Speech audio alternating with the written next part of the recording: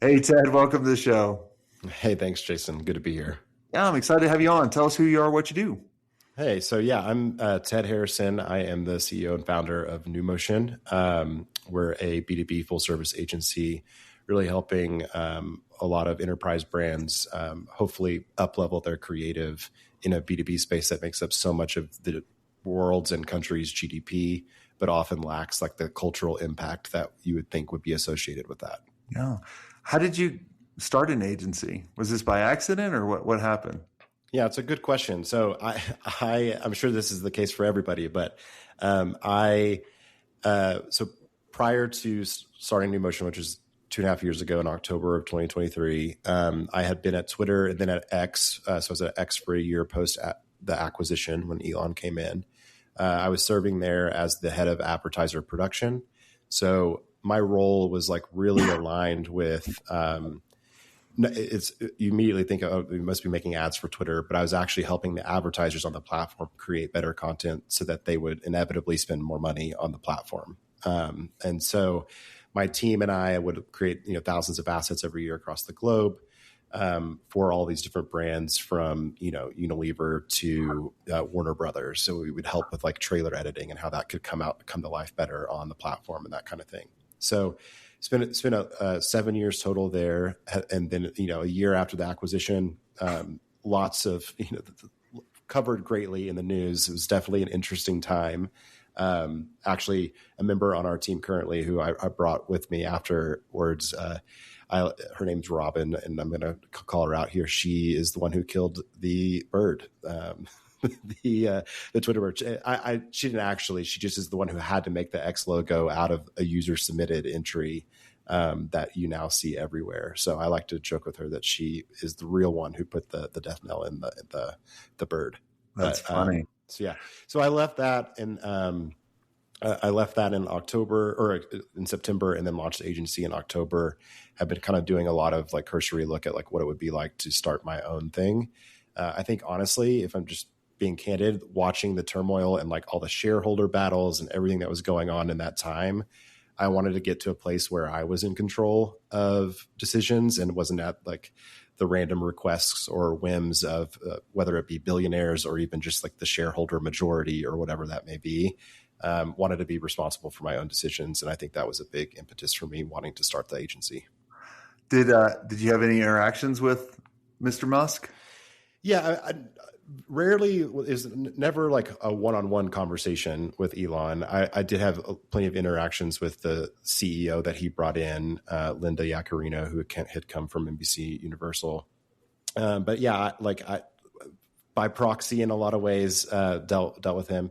We had a really fun moment where early in the days of right after the acquisition, he was all about like getting something new, or they wanted to constantly make changes. And so one of the things he was suggesting was to cut the ad sizes in half because like users were complaining about the size of ads in the feed. And of course, as the person who was really well in tune with how all the ad products worked and showed up, I was like, this is a terrible idea. So my team and I had to kind of work over, and we worked overnight to like say, don't do this, but if you do it this way. Kind of like, we weren't product designers, but we were trying to be like, this is probably the only way you could get this to work. Unfortunately, he decided not to do that. I do believe that one advertiser, they went to get feedback from some customers, and someone said, do we get to pay half? And I think that was the ultimate, less my work and more that quote from a customer that made them realize maybe not the right move. So you were the person years ago I could have gone about a trademark infringement from Twitter using agency playbook term, because I remember so we own the trademark agency playbook. And so Twitter put out, here's the agency playbook for Twitter. And I was like, this is going to get confusing. And I could never reach anybody there. I was like, can you at least change it? Like I own the trademark, and I think you guys were like, fuck y'all. Like I own Twitter. I probably would have known people that you would have been trying to get in contact with for sure, but I that wouldn't be me directly. Yeah, no, I'm just kidding with you. Like I remember when I was like, for years and years, I was like, man, I get this trademark, and every time I type in agency playbook, the damn Twitter comes up. And I was like, I understand that, but I was like, it was kind of funny. So when you were telling me kind of like, as you were telling your origin story, I was like, you were the guy. Yeah. There are a few people out there where you could put, oh, you're that guy, and you but it's not for you, Jason, and it's not me in this instance. Yeah, that's right. Yeah. Of course. Yeah. Just point somewhere else, Ted. Yes, I get it. It sounds like, especially over the 2.5 years, I mean, you guys have grown really, really fast. Yeah. How has the agency evolved, or how has your role evolved over the couple of years?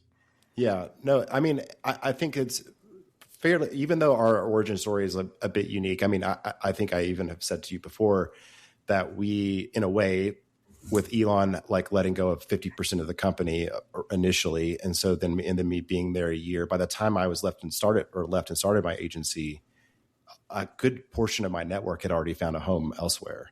So I had a lot of people that I could go to be like, hey, you know me for doing video work and advertising work just on Twitter. But I think now that this affords opportunity to do a lot more, it gave me a direct access to a lot of people at a bunch of big companies. And for me, initially, that, the first pitch I had, I hadn't even fully formed the company yet. I'm like talking to a huge customer, Salesforce. Still trying to get paperwork done and get. Who's that? Who what? Have you heard of them before? Okay. Yeah. And I was trying to get things together and, doing the typical early founder things of being there's, you could talk to our finance team, which is just an email that routes back to me, and doing all of those things. So, things that make it feel bigger than it really is. And the fortunate side of that too is I also, because there were a lot of people that were distributed that I knew were really solid workers, a lot of the layoffs that happened there and really across most tech companies aren't always targeted at low performers. It's just happenstance or what the role is, especially in the situation with Elon. So there's a lot of good people that I knew I could go to immediately to solve whatever the customer's need might be, to be able to help contract for the work and that kind of stuff. And so, my role was initially, it was wearing every hat, as every kind of agency founder does. Everything from comms, biz dev, trying to figure out what does hiring end up looking like, and when can we finances, all of it, to today where I actually feel like I'm in that kind of leap in the moment from going from operator and doer and all the things to actually what is our CEO supposed to be doing. And that's kind of the transition that I'm in now that we're at 23 full-time, soon to be 30.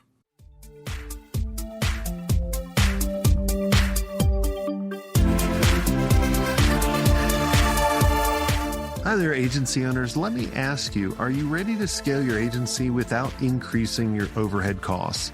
If yes, then you need to know about E2M Solutions. Now, E2M is the #1 most reliable white label partner for agencies. They specialize in web design, WordPress development, e-commerce, SEO, and content writing. They basically do all the heavy lifting, which frees you up to focus on growing your agency.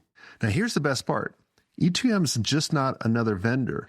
With over 10 years of experience, their team of over 300 experts has a track record of delivering for more than 300 agencies.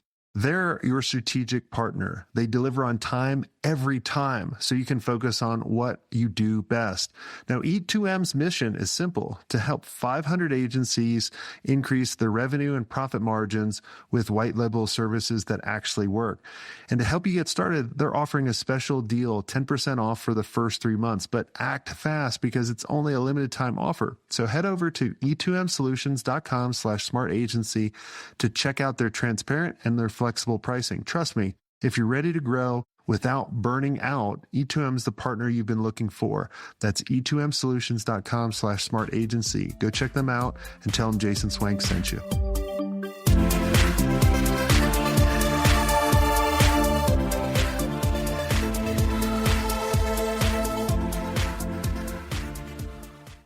Yeah. How have you transferred your knowledge that you've built up over the years at Twitter and kind of letting it kind of go to the rest of the team? Because what I see a lot of times with agencies that have expertise in an area, and then you go out and you use that network, they want you, not the agency. They want you. And you, like, how have you been successful at transferring that knowledge and transferring, that role to your team? Yep. So one thing, I mentioned that I had kind of already been looking out at what I could be doing post when I left Twitter. And so in that time period, I actually wrote a book called Entrepreneurial Creativity. And it was really focused on, one of the big reasons I wrote it was because I felt like I had found success being like a creative, if that makes sense, like both like monetarily and in the business world and all those kinds of things. And it's something that's just not taught. And like whenever you I went to film school, and so like you don't learn any of the business mechanics of things when you're at that. I learned the craft well, but I didn't learn how to actually make money. Basically, a stat had stood out to me that it's like close to 20% of people with a creative degree by the time they're 25 aren't using it at all. They're in a different field. Or only 20% are actually still using it. So like 80% of people have fallen off. And so I wrote this book out of a bit of like, how do I think about this? How do I talk to a creative who can then understand the business context? And I wrote it a large part for myself. And the reason I'm using this as the example is I honestly think the biggest benefit I've had since the start of the company is how much I, first of all, like to write, but also like having it written down has been massively beneficial, because then it's like a ton of documentation and context. Everyone who starts at the company reads the book. I built a course so that people can understand how we build video content from the ground up. It takes about an hour to go through. It's also been immensely helpful in getting contractors stood up in a short amount of time whenever we've had overflow. And so having those things documented and out there has made a huge impact on how I can scale. Can creative people document stuff?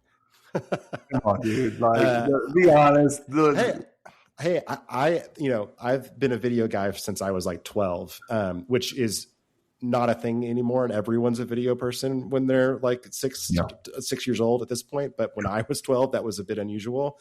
And so I definitely have had to learn that skill. But yeah, documentation has been a huge part of, I think, of our success, and just that I don't think that there's question marks around how something might be handled with the amount of documentation and my thinking that's out there. I'm just messing with you. I know. I got to defend it a little bit though, Jason. Yeah, I mean, because creative people, you ask them a document of in crayons, or markers, or let me just do a Loom video. That's how I document stuff. If I have to write an SOP, I am going to shoot myself. But yes, it's important for you to document the framework, and I that's what you've done with the course and the book, and then probably allow other people to kind of cipher that and be like, oh, all right, this is the SOP that we'll follow for that. This is the skill, which is smart. I like it. Yeah. And you have to ultimately be comfortable with everyone having their own twist on it. If you get too caught up in trying to get everyone to be narrowly focused, you just have a bunch of people thinking the exact same. And that's not what our customers ultimately want either. So but were you always that way, or did you have to learn that? Yeah. I mean, I think there's a few things. My parents are authors and have written books before. And so I kind of grew up around that, and I always had this aspiration. Of course, the aspiration when I went to film school and parents writing, it's oh, I'm going to become a novelist or a screenwriter and do all those things. And then I learned that every famous filmmaker I know either came for money or got a huge check handed to them at some point. And it's most of the jobs in the film industry are cool, shift this light this direction. Which, by the way, love the people who do that, because you need that on the set. But I was I'm not going to be able to have as much creative impact. And so here I am in advertising. But I think that was instilled kind of early through seeing that. And then also, I do think that building a discipline of it, which was not easy, because it's not, even though the book's not terribly long, it's much shorter than a typically business book. Getting anything written in final takes a discipline that I didn't have before I forced myself to get in the weeds to do it. Yeah. The thing, I don't think I've told anybody, especially not on the podcast. After I graduated college, a buddy and I wrote a movie script, and it was where's my copy? I know. Well, I'll tell you about that. It was called "I'll Never Drink Again," and then we put it on the side for many, many years, and didn't really kind of approach it. And then The Hangover came out, and we're like, "Oh my God, that was pretty much what we wrote." Yeah. So I was like, they already beat us to it. Let's not do it. So, hey, you could have had like a Bug's Life and an Ant situation if you just gotten it. And it could have had like two very similar movies coming out in the same year. I knew I needed to just keep focusing on the agency. Yeah. Then, and I was like, it was kind of it was fun writing, a movie script and brainstorming and just being creative. But like, I could be way more creative running the agency and doing the stuff that we were doing. That's what got our kicks on. But yeah, when you mentioned going to film school and writing movie scripts, I was like, I haven't thought about that in a long time. Yeah. Well, I'm glad that we dug that out of you. Yeah, I appreciate it. I'm going to go cry later because they came out with like 3 of them or something, or 4. Yeah. Those royalties could be yours. Sorry, Jason. Yes. Yeah. So, oh well. But how do you guys use AI in your company? Yeah. Just curious. Yeah, we use it quite a bit. I mean, I think I'm probably the heaviest user of it when it comes to just like having some systems and things set up so that I can quickly get information I need or feel like I have an accurate look into the future. It really helps with forecasting a ton. But I would say there's a few different things. We have a few customers where we're building a couple of agents that help them like quickly price things so that they're not always acting or coming to us. They can at least get like a general sense of like quotes and what things are. Mm-hmm. And that's for some businesses where we have this like recurring structure with them on like they have high volume of potential requests for themselves. And so that's just an easier filter. But, and then the typical thing for any video production right now is it's useful particularly in like cleaning up audio, cleaning up video. We're not using anything, generative in the content that we make. Our customers are enterprise level customers, and the expectation versus reality of the AI generative stuff is just not there yet. And not saying it can't be, but I also think it's a big differentiator for these people who've built like really powerful brands in the marketplace and wanting to maintain that integrity. So we're not using it there, but definitely a ton in terms of like, you even mentioned like how we scale knowledge. Like there's like we joke about, there's a TED GPT that we've built so that you can ask things. It loves to hallucinate still. So always trying to tinker. Have you guys gone to Claude yet? Yes, we actually have. So the full company is on Claude. I haven't ported over TED GPT, which is part of the reason that it needs to, it still hallucinates. But we have a number of things that we use company wide on Claude and Anthropic. And I've just found it immensely beneficial for better understanding. The biggest thing I keep saying I really hound on with our team is to make sure that we're not starting there, that you're like poking and prodding at what's happening and not getting too caught up in what you think it's telling you is the right thing. And nothing that we publish or talk about like should feel like this just came straight out of it. So the huge M dash and the rocket emoji. Yeah. And it's not this, it's that. Yeah. Exactly. Yeah. Right. And you're not seeing the bigger companies utilizing AI more in order to potentially replace some of the things you're doing? Yeah, no, I mean, I think that you look at the landscape, sure, there are definitely things that I think people are relying on to help replace potentially like a role or two that may have existed, a few years ago, or even just as soon as last year or the year before. That said, I also can tell you that we've been brought in on multiple occasions to fix what AI has broken with our customers. Mm-hmm. I think it's a weird spot to be in, Jason. I'm sure that you feel this tension all the time where I'm very pro the technology, but I'm also like in adopting it, playing with it, experimenting with it, vibe coding myself and getting lost in that world for a bit, which so many people do. But at the same time, recognizing that like where our value is in the actual expertise And as cliche as it's almost becoming, it is that level of taste and understanding of like what will actually play to audiences that I just don't think it is either there yet, or will really, particularly with the way that LLMs are structured, maybe there is a limiting factor. Like there may be a point where it's like, can we max out what an LLM can provide that feels human? So to directly answer your question, I think that there's some things that I think I've seen be useful for some of these companies, but particularly when it comes to like building out like a brand voice agent, or really understanding how to like write copy in the tone of a brand. But it still every single time always requires a human touch, and we're often kind of interfacing with that directly ourselves too. Yeah. The technology is amazing. I've been going down that rabbit hole for a while and just seeing what it's able to do. I mean, it does my video editing now, which it zooms in on the important parts and zooms out, cuts out the stuff. Like I still have to approve different things and be like, hey, you forgot this, just like a human. But going back to your comment about like, humans have taste. Yeah. How did we learn taste?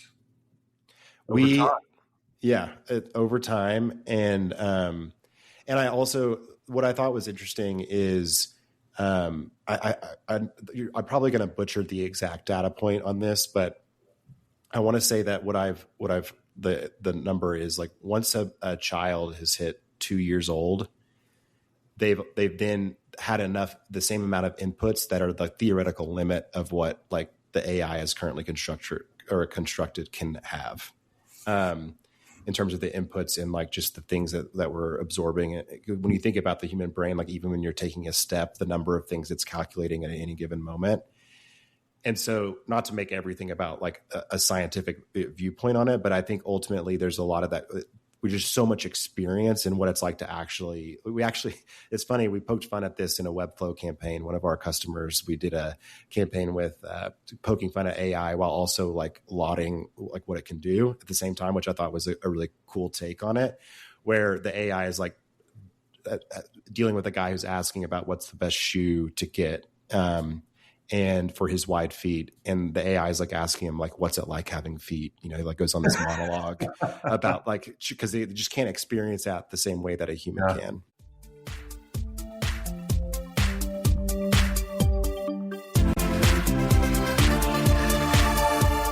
Did you know that agencies are losing 15 to 30% of profit every year, and most don't even actually realize it? The usual suspects are poor time tracking, manual timesheets, scope creep, untracked revisions. One or all of them could be draining your agency's revenue. Now, Toggle's agency profit heist turns this mystery into a game. Answer a few questions about your workflow, gather clues, discover exactly where your profits are leaking, and how to fix them. Start your investigation now by going to toggle.com/smartagency. That's Toggle, TOGGL.com/smartagency. Plus, get 10% off annual plans with the code SMARTAGENCY10 at checkout. Or just mention Jason Swank sent you.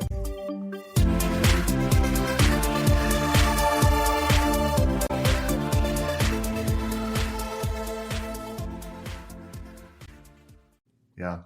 No, it's definitely interesting. And I love to hear how people's different thoughts on it, right? Like, my thought on it is it's an amazing tool. And if you look at every kind of evolution throughout mankind, whether it be the Stone Age, Bronze Age, whatever age that we're in, the AI age, the humans that use the better technology always beats the humans that use the worst technology.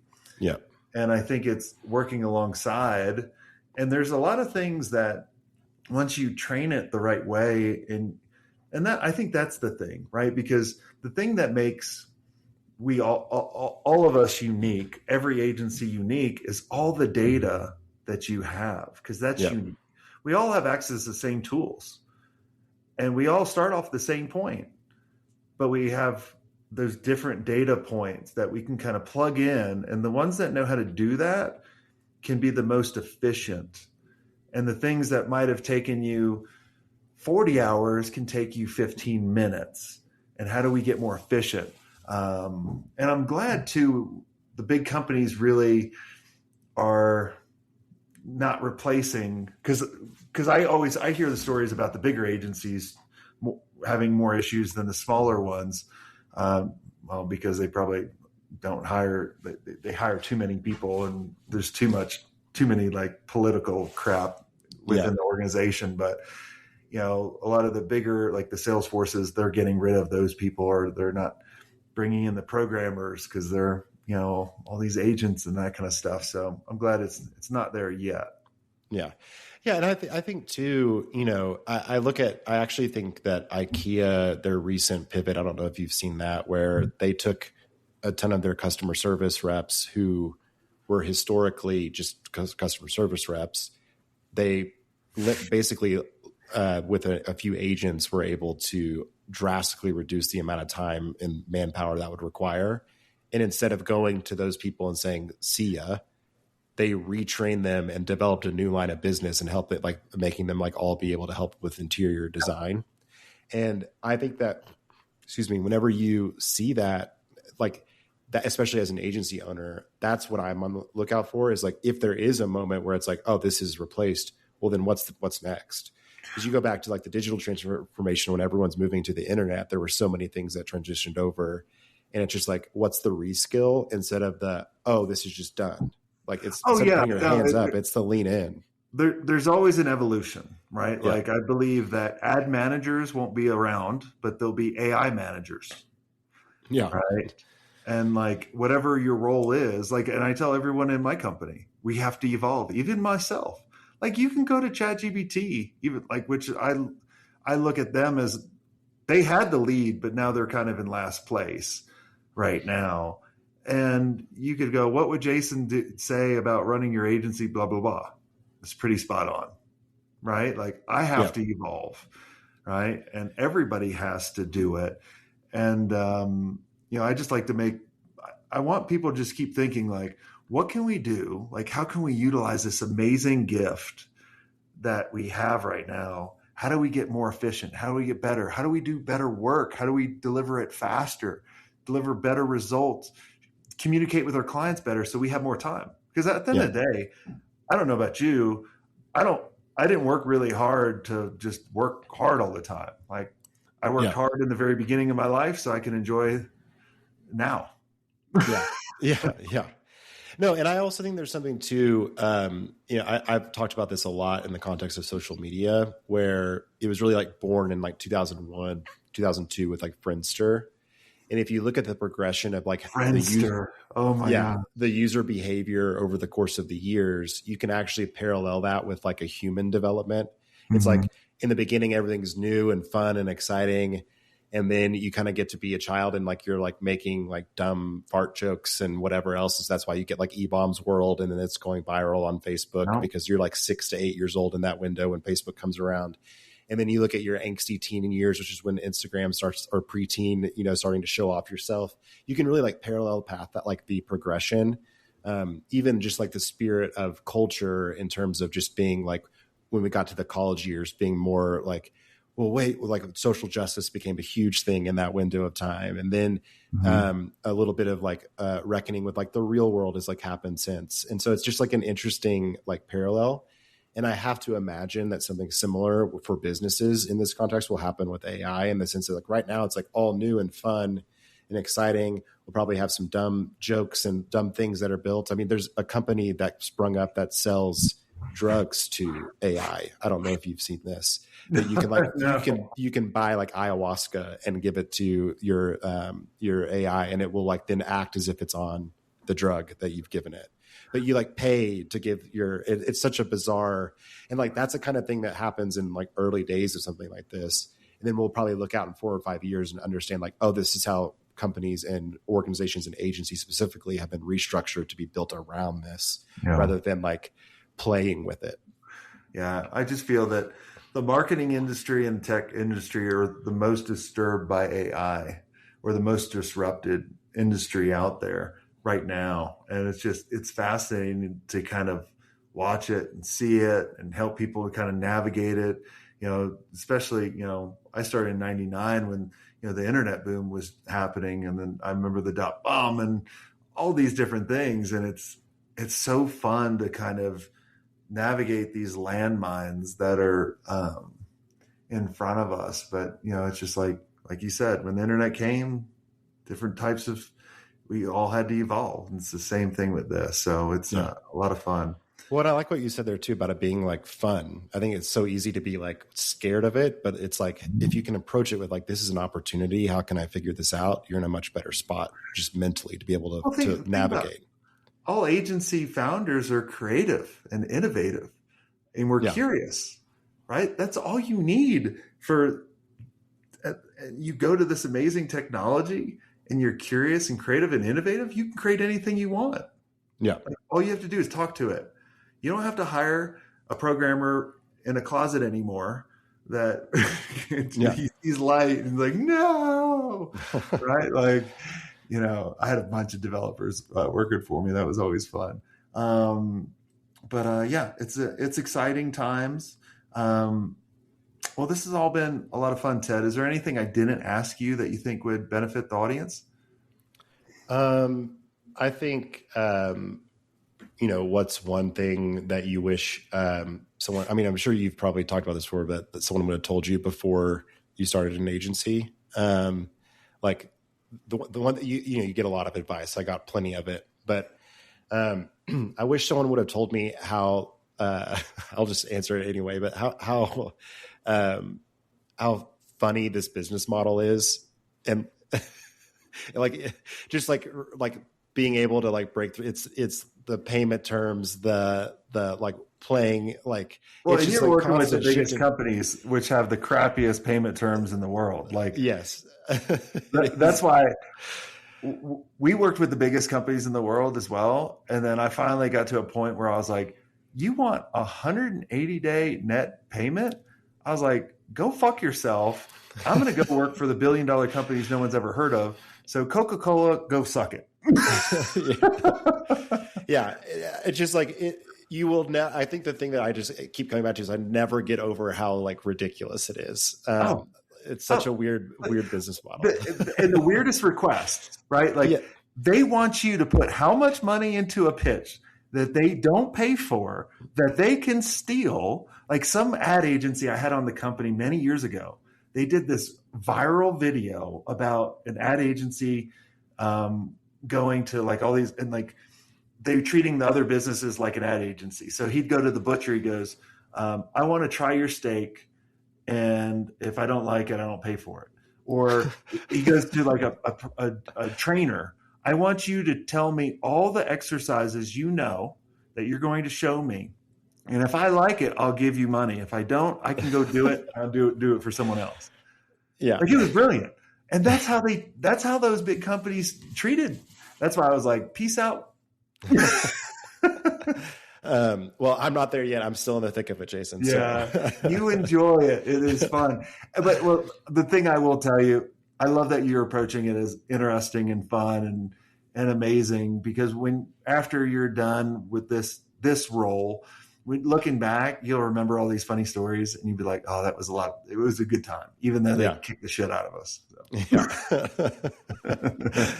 So. Well, awesome. Well, Ted, thanks so much for coming on the show. Everybody listening, make sure you subscribe to listen to all these amazing stories and insights, so you are not felt alone. And if you guys want to be around really amazing people on an ongoing basis that understand what you're going through, make sure you guys go check out our community. It might be right for you. If not, we'll wish you luck. Until next time, have a swank day.